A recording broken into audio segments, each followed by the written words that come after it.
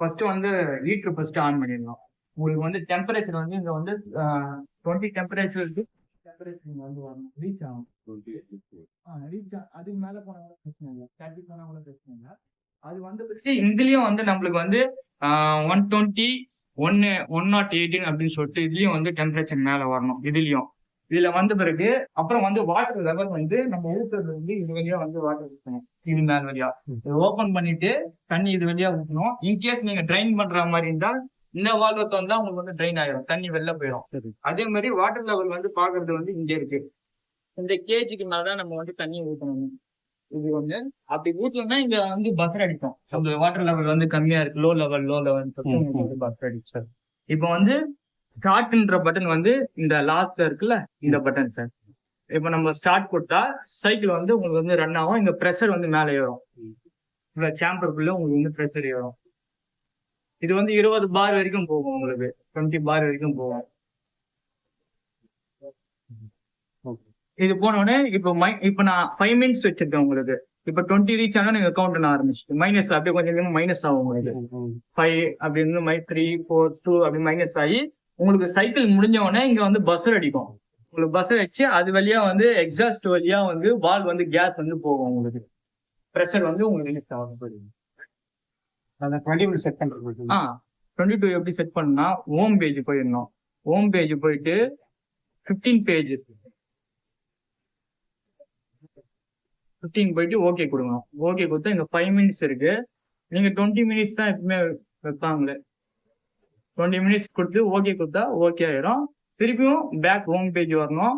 In case நீங்க எதனா abort பண்ற மாதிரி இருந்தா, வேற ஒரு எதனா போன எமர்ஜென்சின்னா அபார்ட் பண்றதுக்கு ஹோம் பேஜ் போயிட்டு லாஸ்ட்ல ஓகே கொடுக்கணும். லாஸ்ட்ல அபார்ட்னு சொல்லிட்டு ஒரு ஆப்ஷன் ஒன்று வரும், அபார்ட். இங்க வந்து அப்புன்னு இருக்குல்ல, இது அப்பு கொடுத்தா எஸ் ஐ எம் அபார்ட்னு கொடுக்கணும். ஓகே கொடுத்தா இது கோட் நம்பர் வந்து 22.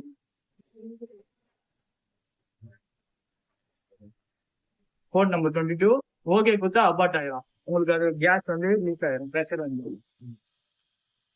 அதே மாதிரி கேஜும் வந்து 0 வரணும். இந்த கேஜும் 0 வந்துடும். ஏன்னா உள்ள இருக்க அந்த ப்ரெஷர் வெளில போயிடுதுன்னா நம்மளுக்கு. அதனால இந்த கேஜும் வந்து 0 உங்களுக்கு வந்து வந்துடும். கேஜ் 0 வந்த பிறகுதான் நம்ம வந்து ஓபன் பண்ணணுமே. அதுக்கு முன்னாடி ஓபன் பண்ண கூடாது. முடிஞ்ச சைக்கிள் கவுண்ட் ஆயிட்டு. ஆமா,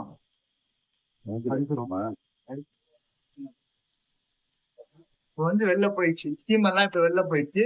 வெளில போனா கேஜ் 0க்கு வந்துடும். அப்புறம் நீங்க வேற எதனா பொருள் போட்டு அதே மாதிரி ஓகே கொடுத்து, நம்ம இப்போ வந்து 20 மினிட்ஸ் வச்சிருக்கோம், அது ரொம்ப நேரம் ஆகும். அதனால திருப்பி ஹோம் பேஜ் 15 போயிட்டு ஓகே கொடுத்துட்டு மைனஸ் பண்ணிட்டு இப்ப சும்மா நான் ஒரு 2 மினிட்ஸ் வைக்கிறேன், ஓகே கொடுக்குறேன். திருப்பி சைக்கிள் ரன் பண்றேன்.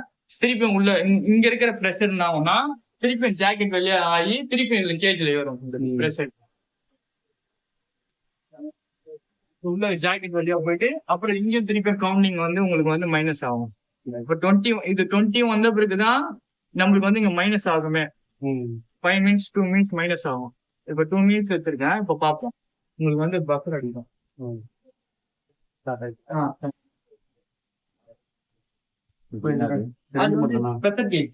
அது எதுவும் கை வைக்கலாம். 120 வந்தானே ரீச் ஆகும் கட் ஆஃப் மாதிரி இருக்கு. இதுக்குள்ள ஒன்று சொன்னீங்களா? இதுக்குள்ள ஒரு எம்சி இருக்கு. இதுக்குள்ளயும் ஒரு எம்சி ஒன்று இருக்கு. இன்கேஸ் நீங்க எதனா வந்து எமர்ஜென்சியா ஆஃப் பண்ணா கூட இங்கேயும் ஆஃப் பண்ணிக்கலாம். ஆனா இது கை வைக்கலான அவசியம் இல்ல. இந்த ட்ரிப்பரா? Tripper sir. ஆஃப் ஆகலன்னா நம்ம அதை ஆஃப் பண்ணலாம். ஆமா, சைக்கிள் வந்து முடிஞ்சிச்சு. அதனால பிரச்சனை வந்து 2 தான்.